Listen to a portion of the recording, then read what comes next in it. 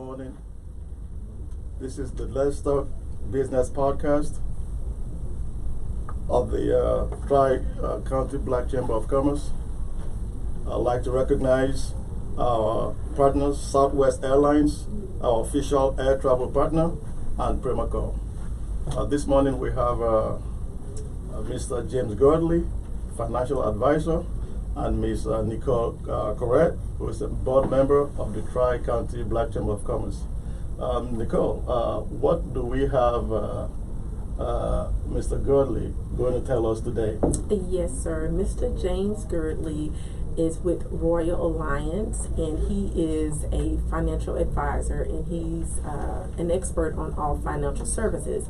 He's actually my financial advisor, and he keeps me and my money straight. So I wanted him to come and speak to our members and our other viewers or listeners to give them some information on maybe what they can do to help them to continue to be on the correct financial path. So, Mr. James, could you please give us a little information about you and your business and how you can help others to... Yes, I've been in this business for probably about 50 years, and I do financial services. And what I try to do is help clients understand that when you went to bed last night and when you woke up this morning, somebody was making money on you. Now, whether that's you or not, I don't know. But you need to be invested in the market. You need to learn 4 things. First, you need to know whether or not you have the proper coverage in your insurance. I don't always talk about life insurance, automobile insurance. The second thing is that most people do not have. You need to have what we call a emergency fund. You need to have somewhere between 3 to 6 months of your income that's set aside for everything that you need. And then you can start talking about investments. Before then, it's very difficult to talk about investments. What I try to do is show clients that you don't have to set up a business. You don't have to do anything. You just have to set and realize that the Wall Street's is already set. Everything is already there. They've been making money for over 100 years. You're putting your money into things. There's 2 things you don't want to do. First, well, one thing you don't want to do. First of all, there's only 2 ways to handle money. Either you own it or you loan it. And if you're putting your money in savings accounts and banks, and you're loaning your money to someone else to make money for you, but they're making money for themselves. You're getting 1.25, 5.5. Recently, I was at my bank and they asked me that on a CD. They said, Mr. Girdley, they say, we got this new CD and it pays 2.5%. I say, really? Good. I made 13.5 last year, so why am I going to give you my money to get 2%? But one of the things is that we all need to learn a little about investing. We need to know how to handle our money. The problem we have most times, we spend it on everything but what we need. And our needs is long term. When you get to be I'm 78 years old. When you get to be my age, who's going to help you? You see, first of all, you live longer now than you've ever lived in your life. People are living to their mid-80s, their 90s. My mother happened to be 95. People are living over 100. Where's this money going to come from? You think Social Security going to do it? You think your pension at your job is going to do it? I specialize in rolling over money and sitting down with clients and telling them what is the proper way to handle it. You don't have to do business with me. Just let me give you the information.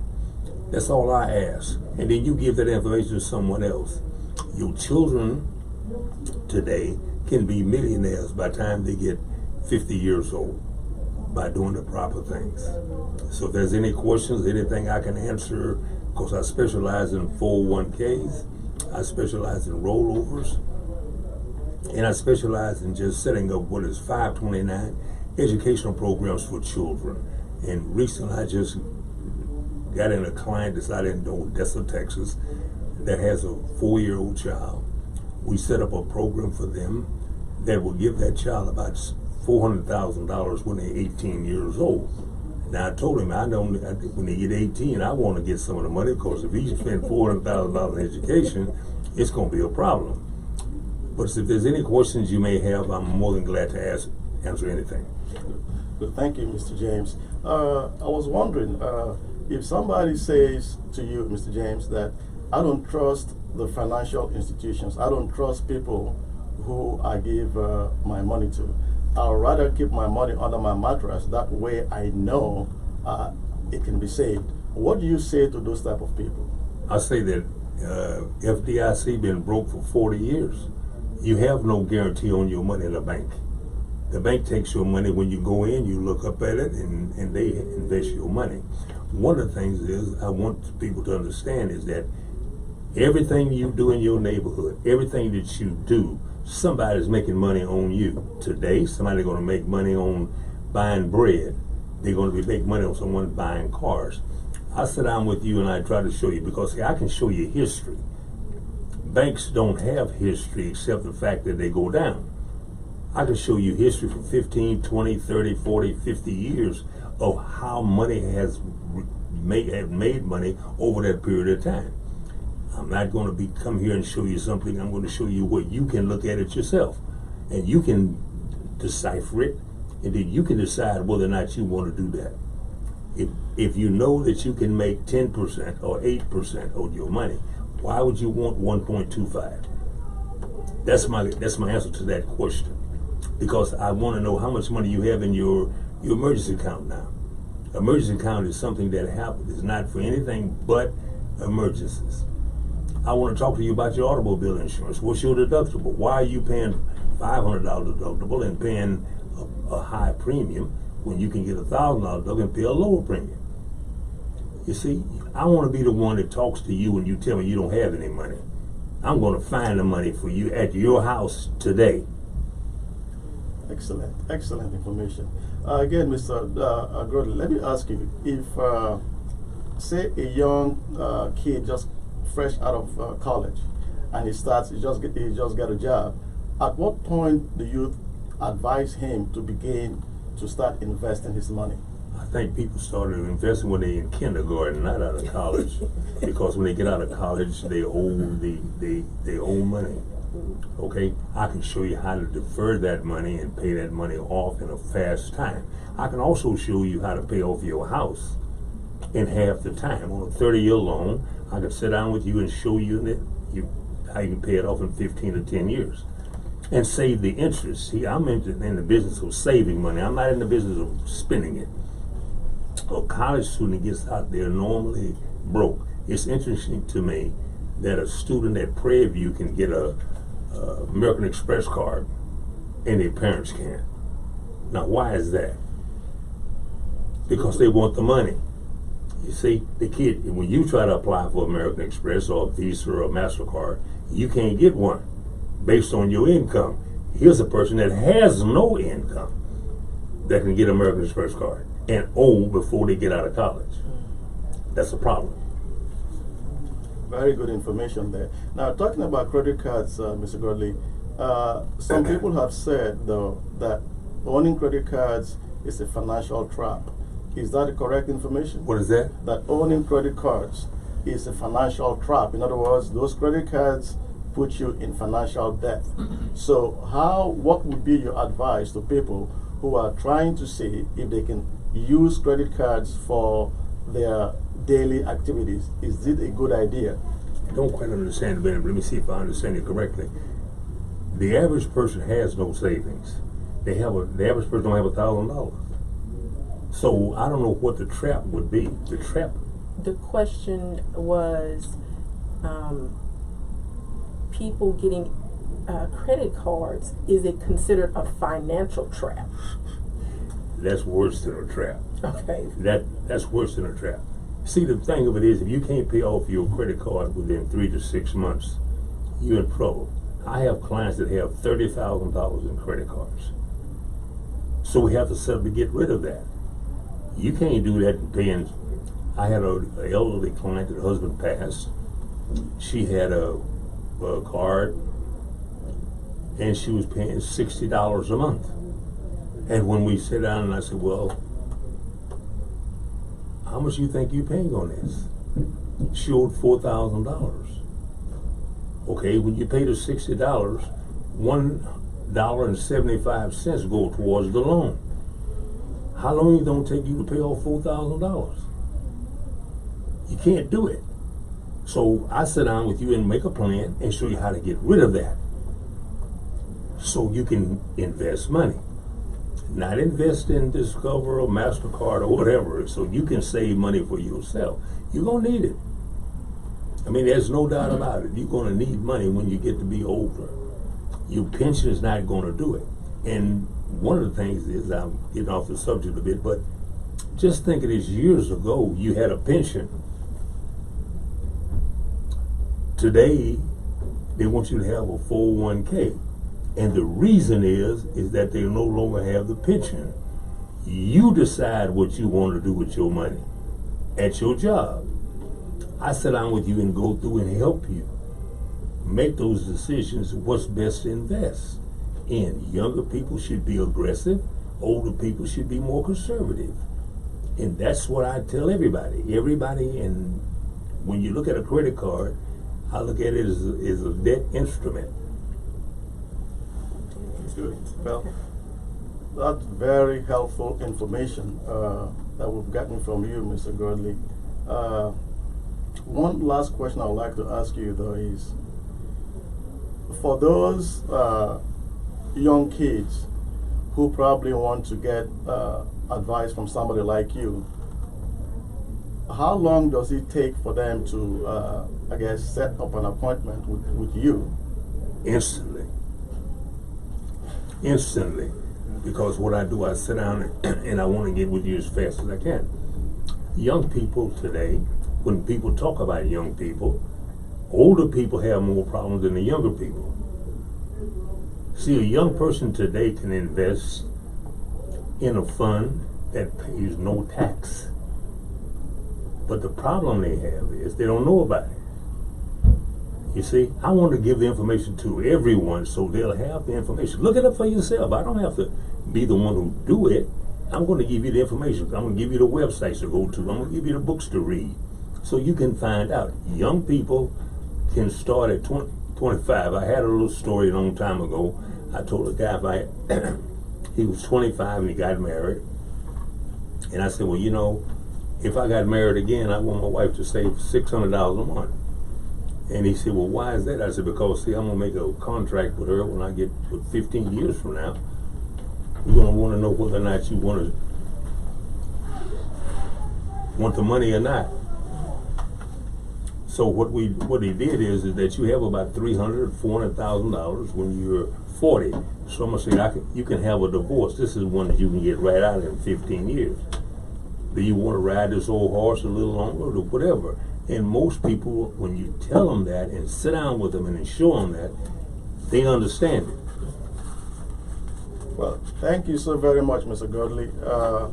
You've given us very helpful information, giving us the benefit of your 50 years of financial advising. We're very grateful for you coming this morning to talk to us. Thank you so very much. I do appreciate it. Thank you very much. We'll again like to recognize Southwest Airlines, our official air travel partner, and Permaco. Thank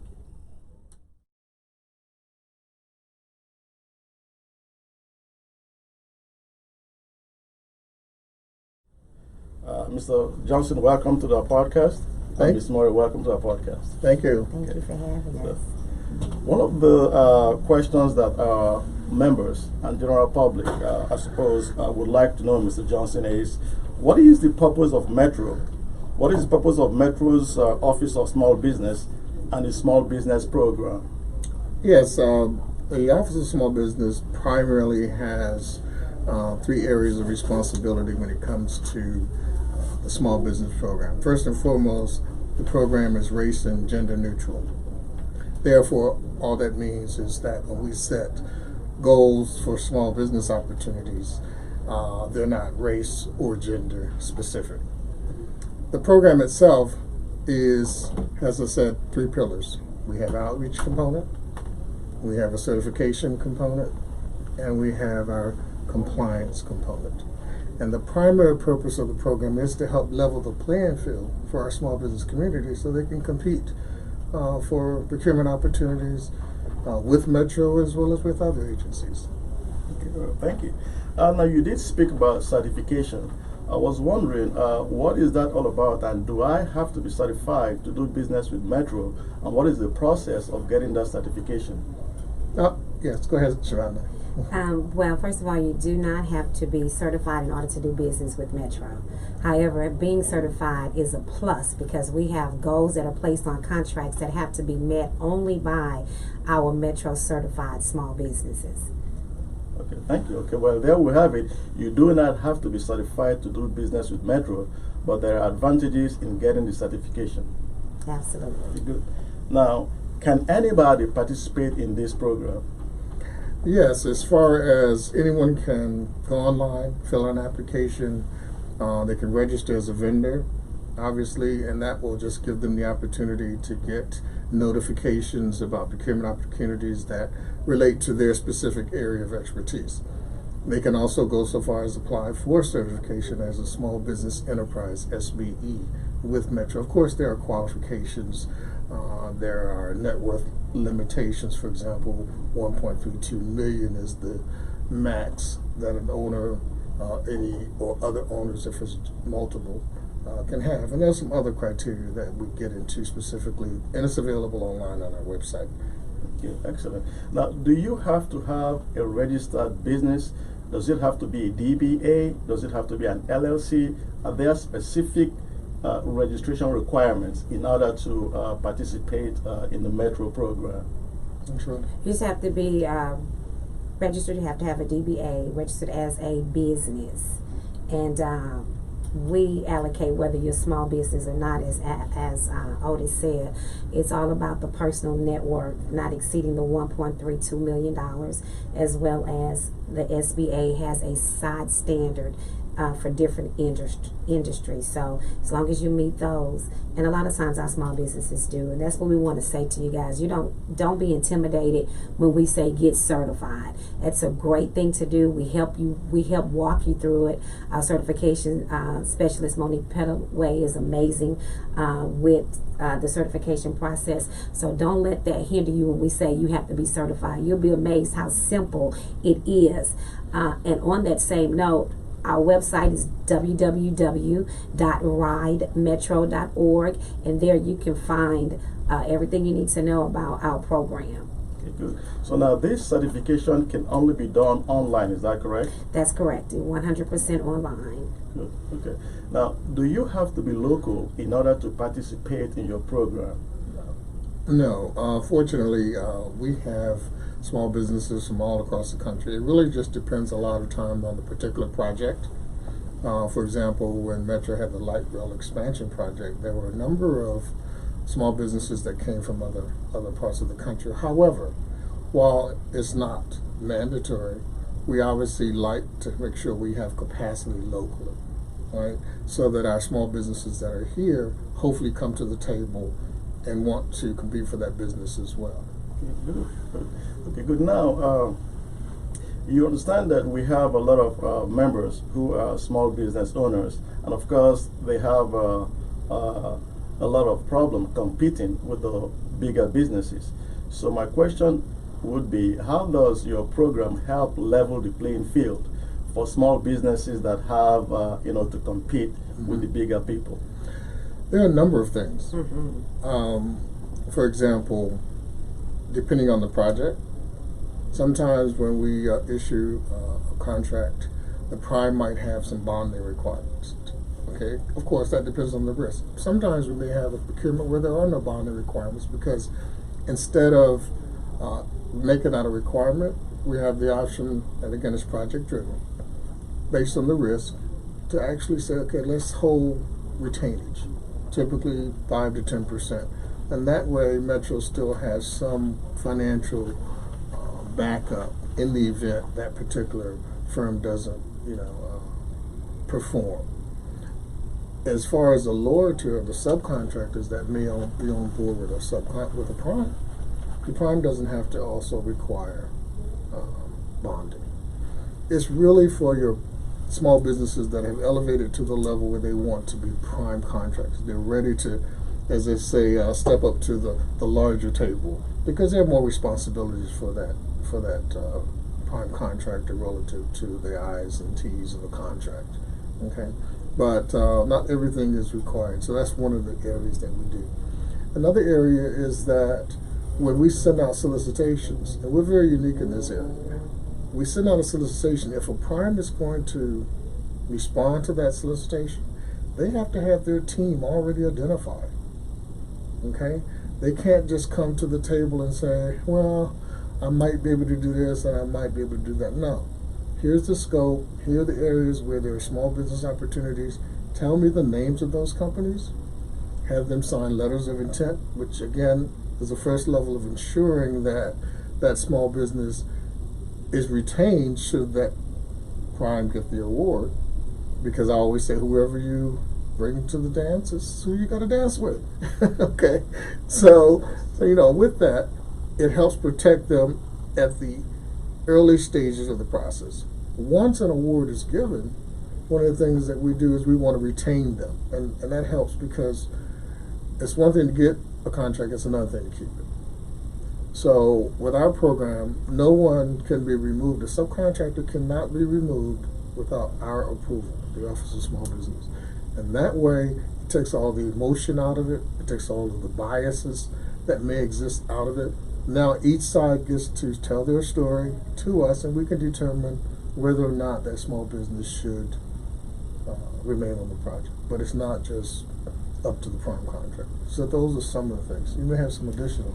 And when we, yes, sir. And when we say level playing field for our small businesses, because we know sometimes they cannot possibly compete with the bigger guys. So we do have what you call some procurements that are $50,000 or under that we make available to our small businesses, and so that's a part of the level playing field that we're talking about.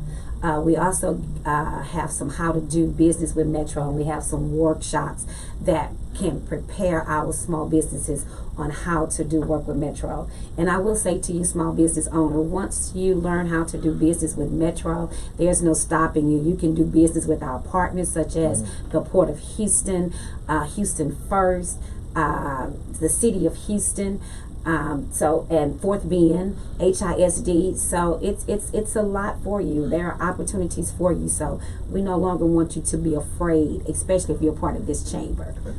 Thank you so very much, because our chamber members will really love to hear that. Absolutely. And, I just want to add one thing, if you don't mind, and that is that when we get the opportunity to see the scope of work prior to it hitting the street, and I say we, meaning the Office of Small Business, when we see something that has a lot of potential for small businesses, but the actual estimate for that project is multi-million, we're oftentimes propose it be broken down into smaller components, because we know a lot of our small businesses financially may not be able to play in that arena. So we do what's called unbundling, and we work with procurement, since we're part of procurement as well, and have to try to find that balance that's right for Metro, and at the same time give more opportunities for our small businesses. Great information. Now, do you have good faith efforts to assure that small business enterprises are utilized? We go beyond good faith efforts. Absolutely. We do receive federal funding, so therefore we do have requirements that the federal government requires in terms of compliance, and one of them is good faith effort. But they didn't say you had to stop there.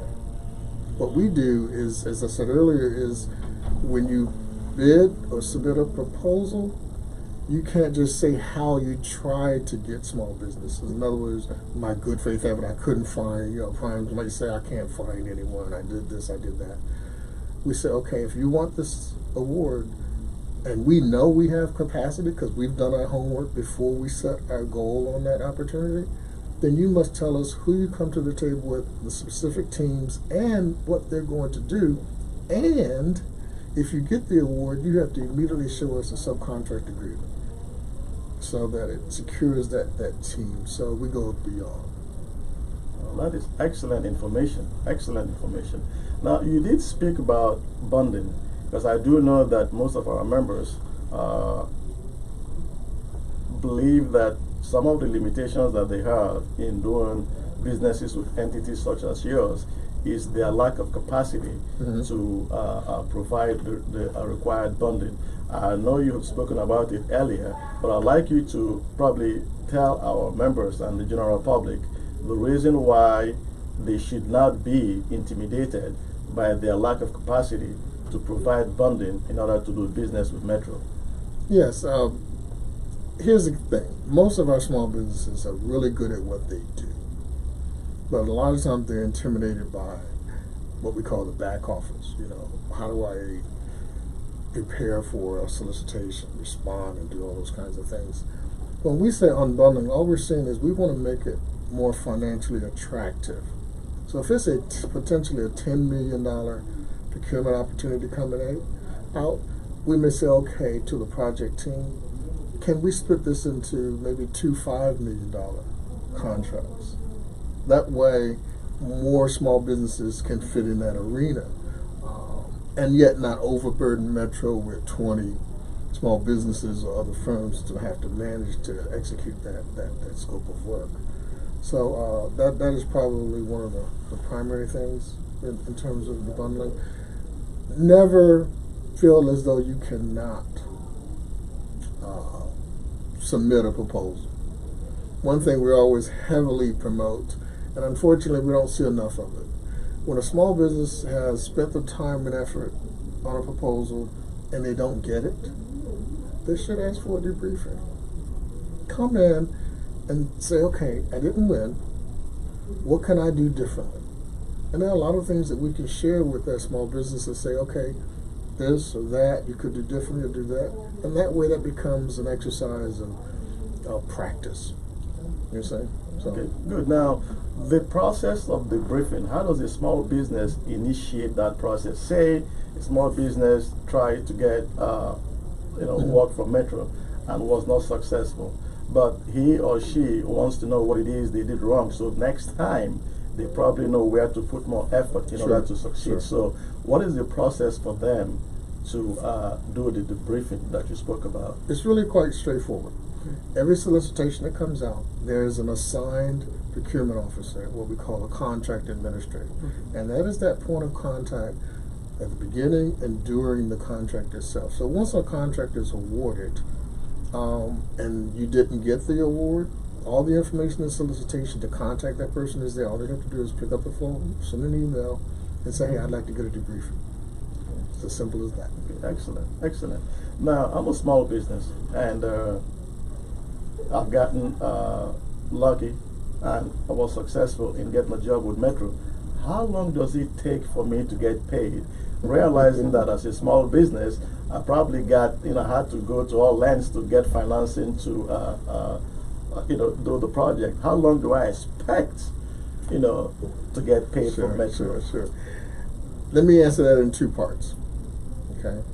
First and foremost, if you're the prime, if the small business is actually the prime, all of our contracts where we have small business goals or participation, instead of the normal 30-day turnaround time, we have accelerated it to 2 weeks, 15 days. Okay. So any contract that has a small business in it as the prime or the subcontractor, you immediately have 2 weeks less. We've shortened that cycle because we know how important it is for those firms to have their cash flow and so forth. Now, when you're a sub, you don't have as much control because the prime is submitting. So it's important that you have a relationship with your prime contractor to make sure they're invoicing on time and that they're invoicing correctly. Because once they're invoicing timely and correctly, they can get paid very quickly. It's when those other things don't happen that delays. It's not because of the Metro process. It tends to be because of the practices of the prime in doing business. Now, once if you are a sub on a contract, and the prime as soon as the prime gets paid, Metro pays that prime, you are to get paid within 5 days after us sending a check to that prime. So, Excellent. Now, another quick question about certification. Once the process has been initiated, how long does it take Metro to complete the process? And is this something that the applicant is got to finish it within a certain period of time, or is it open-ended? okay, we have 30 days to complete a application, but most of the times if the applicant sends in everything that we need, that application can be done within 2 weeks. So our window is 30 days, but we can do it in 2 weeks depending on how many applications we do have and depending on you giving us all of the information. Now, if we need some more information, the clock starts over. But if you give us the information, we'll immediately get back to your file. But we have 30 days, but a lot of times it's 2 weeks. Let me add to that if you don't mind. Okay, sure. And that is that a lot of our small business community may already have a certification with another agency. They may have a DBE, or Disadvantaged Business Enterprise. They may have an MBE or WBE, etc. Those organizations that already have a certification, we tend to be able to do those much quicker because they've already submitted the majority of information that we would normally ask for, even though it's to someone else. They already have that information in hand. But we also accept DBE certifications. We offer reciprocity. So if you're a disadvantaged business enterprise and you have that certification, just send us a copy, literally by email, send us a copy of that certification, and within minutes, we can register you as an SBE or a small business enterprise with Metro.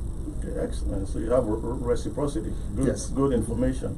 Now, if somebody just formed a business today, and that's the first time he's trying to get into business, but he doesn't have tax returns for the past 3 years, is that an impediment to becoming a Metro certified business? It is. That's the difference with Metro. You have to be in business for at least 1 year, and we have to have at least 1 year of your tax returns. However, a small business, if you've been in business for 1 day, you're considered a small business as far as the city of Houston is concerned.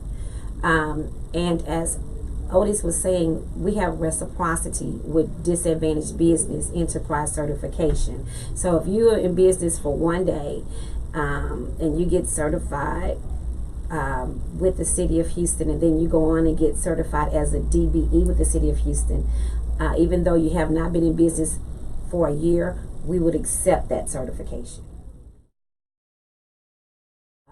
All of our workshops are at Metro 1900 Main Street, but this particular one will be at Palm Center, what we call Palm Center, 5330 Griggs, and that's this week. If you want to know more information about that, I'll give my information at the end for you, contact information. But we would love for you to come to our first workshop in January, how to do business with Metro, and it tells you the odds and ends on how to actually do business with Metro, talking about the small procurements as well. So we do workshops to prepare our small businesses how to work the Metro way. Most of our members, I don't think they're in a position to go for the highest dollars that you guys have out there. So that threshold of 50 and below, how do they access that, and what does it entail? Because that might be more realistic for maybe a number of our members. So how do they access that? Good question. Let me say to you, small business owners, at Metro we have the 50,000 and under threshold, and that's why we encourage certification. Once you are certified with us, we go to bat for you. What we do is for our the procurement, when they need the procurement department, when they have a procurement that's 50,000 and under, a lot of times, most of the times, they come to us and ask for us to give them a list of certified small businesses that provide service in this area that they're looking for. So the best part for you is, if we know that you are a certified small business, we will automatically give them your name along with all the other lists, because it's a level playing field, but then they have the opportunity to reach out to 1 to 3 small businesses, and we would guarantee that they reach out to at least 2 small businesses when it comes to 50,000 and under Okay. contracting opportunities. Okay, thank you. Now, say somebody starts business providing, say, janitorial services, but along the line, he or she finds that he's got better opportunities in providing some other type of services. Does that person have an opportunity to go back into the system and add that additional service, or is he stuck with the first service that he provided to you all as what he's doing? No, they're not stuck. Now, we don't allow them to go and add their own NAICS codes, that's called NAICS codes. We don't allow them to go on and add any new ones. What we do is, say for instance, they got certified as a janitorial company, but now we realize that you now do concrete work. So what we will ask for are paid receipts, a copy of paid invoices that you provided service for someone and you did concrete work for them. We would then accept that receipt as a to be able to add that particular NAICS code. Okay. So it's easy. You can't do it yourself, but it can be done through our office with proof that you've provided that service, and then we can add that additional service to your certification profile. Okay, good. Excellent answer to that. May I add something? Please. And it's along the lines of certification. A lot of times, our small businesses, for whatever reason, are shy to come to the table about certification. It may be because they don't want to divulge their financials to a certain point. But let me share with the audience the danger of that practice. First of all, because our system is online, it's very private. We are very sensitive about your information, okay? But one of the things is that understand the process. When a project is about to start and we're looking at the scope, my first task is there an opportunity for small business? I look at that and say, okay, I know a small business can do this, that, and the other within the scope. Second thing I do is I look at our database of certified firms and go, do we have the capacity, do we have enough firms so that Metro can get a fair market value, right? If there's only one person in the database that does this, they kind of have a monopoly, so you can't really ensure you're getting a fair price. And because we're talking about, taxpayers' dollars, we want to make sure that we leverage them to the max. So by having more certified firms in a particular area of service, that allows our office to set higher small business goals. Right now, our office set the standard for setting a 35% small business goal on our contracts. Okay. Now, every contract may not warrant that, but a lot of them do. We consistently exceed our goals every year, 35%. So I can't stress enough, please come to the table. Because if you don't come and an opportunity comes out, you may go, I know a lot of people who can do that work. I go, okay, yeah, but if they're not in our database or certified, I can't justify setting a goal. It's so critical. I just wanted to add that. I appreciate that, Mr. Johnson.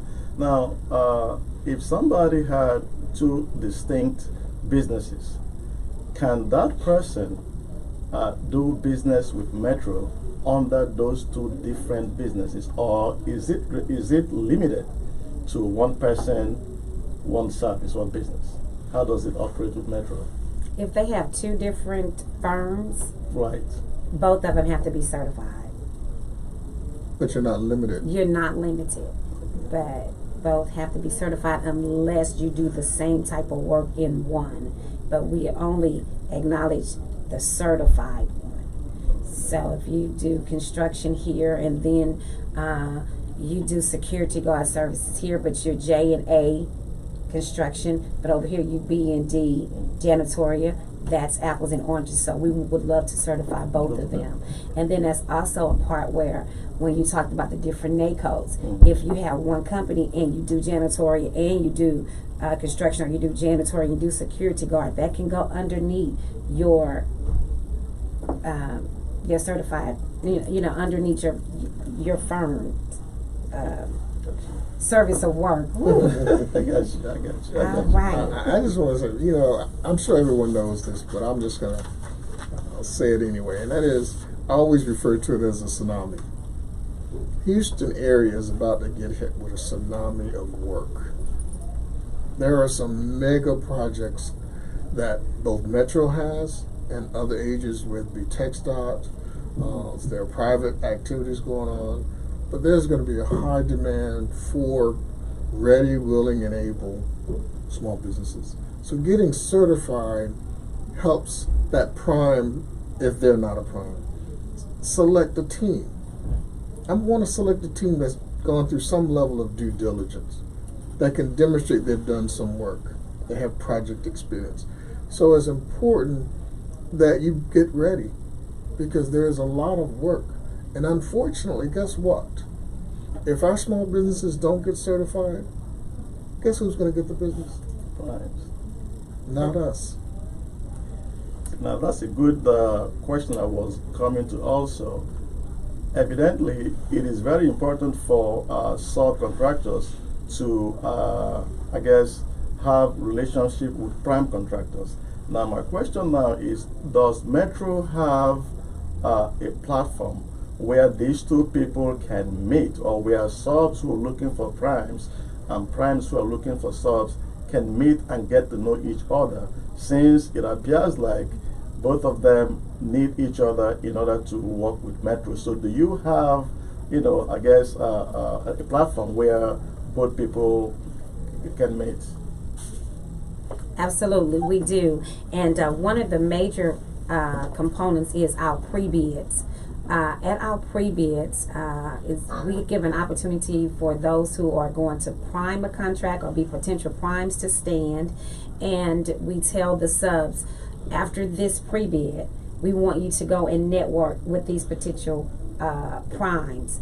We also have workshops where we have Meet the Prime, where we give you an opportunity to meet some of the prime contractors who already have contracts with Metro, and perhaps our contracts are a lot of times 2 to 3 years, and so after 3 years we know we're going to need that same type of service again. So it's likely that same prime is probably the incumbent is probably going to bid again, and so we have them come to the table and introduce themselves, or have the subs to introduce themselves to them. As well as whenever we have big projects coming, we also have a networking section where subs get to pitch their services to our prime. So yes, we have that kind of opportunity. Also, you can schedule through our website or phone call, email, and schedule one-on-one sessions with us, okay? Because then that helps us figure out who you can be best aligned with. Not a specific prime, but we can get an industry. You have great construction package, you're not ready to be a prime, but then we can help you, guide you through the database and say, how can I find potential primes to do business? And then you start picking up the phone and contacting them and introducing yourself and what you're capable of doing. And as Sharonda mentioned, when you come to a pre-bid, I love telling the story, but come to a pre-bid. You don't even have to offer that service. If you have the time, go to as many pre-bids as you can. Why? Because you're starting to get presence. People start to see you. On the light rail, and I'll be quick, is that we have a small business, primarily supplier, came to every pre-bid. Didn't do half of what those pre-bids were about, but every time he came, he had his card, he introduced himself to the primes.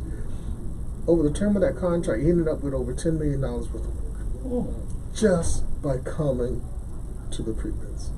Interesting. Now these pre-bids, though, are they a necessary requirement in order to be? Because I understand that there are some instances, or there are some agencies that require you in some jobs that you must attend the pre-bid in order to bid for the job. Does Metro do that? No. None of our procurement opportunities require you to attend the pre-bid. We just encourage you to. Now, we also have added, because we know that people are busy and may not be able to actually make the trip to our main office at 1900 Main, is you can phone in. Okay. And all that's in the solicitation package online. Phone in and you'll be a part of that pre-bid as well. And you'll be listed as an attendant on the sign-in sheet, so that when the primes are looking on the sign-in sheets for subs, you too will be listed even though you phoned in. Okay, excellent. Now, I guess finally, what types of opportunities does Metro have, for small businesses looking for small deals? I mean, are there specific opportunities for those small businesses that are not really ready for prime time, so to speak? So they're looking for the little businesses where they can build their confidence to go higher. Are there specific opportunities for such small businesses? Yeah, there are. You can contact us. We track this information. We know what's coming out, and all we have to do is simply look at our list and see what might fit their expertise. We also, when we do meet the buyers, they come in and they can start building relationships with our procurement officers. But the main thing is ask. Reach out to us, set up one-on-ones, and during that session, we kind of go through what's out there, because it's constantly changing, right? The opportunities. It might be one day where we have a lot, an empty lot. It's ours, but it's not anything. And then all they have to do is maybe we just need it cleaned up one time. That would come out under that, $50,000. So janitorial services, that's in the 50,000. We may need painting of a room at Metro. That's in the 50,000. So we have a lot of little bitty, intricate jobs that come up where we will utilize POs, and that's where the 50,000 and under would come in. Once you get certified with Metro, there are 4 agencies that accept Metro certification. Let's say Metro may not have an opportunity for you this month, this year, but our 4 partners who accept our certifications, they may have. And those 4 partners are the Port of Houston, Houston First, HCC, which is Houston Community College, and Fourth Bend ISD. So you have an opportunity to do business with 5 different agencies because of our certification. So why not get certified? Good question. Now, how about the hub?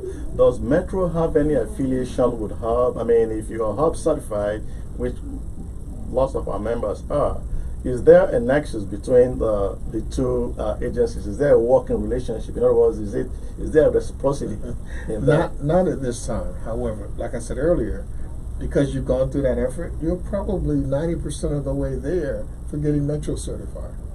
So I encourage all hub certified firms to reach out to us and take advantage of our certification. Okay, I think I asked this before because our members always wanted to know this. Some of them who became members and then moved out of town, is it okay for them to also anticipate doing business with Metro from where they're at, even though they have moved out of the Houston area? Again, it depends. First of all, they're not limited from doing business. It really depends on the scope, whether that scope requires them to be physically here. But if it's a consultant type role, it might be something they can do remotely. So it really just depends on the opportunity. But they're not limited from doing work just because they're not local. Well, thank you so much, Mr. Johnson and Ms. Murray. You've given us very, very good information. We appreciate it very much. And again, I'd like to thank Southwest Airlines, our official air travel partner, and Primoco. Thank you. Thank you. Thank you.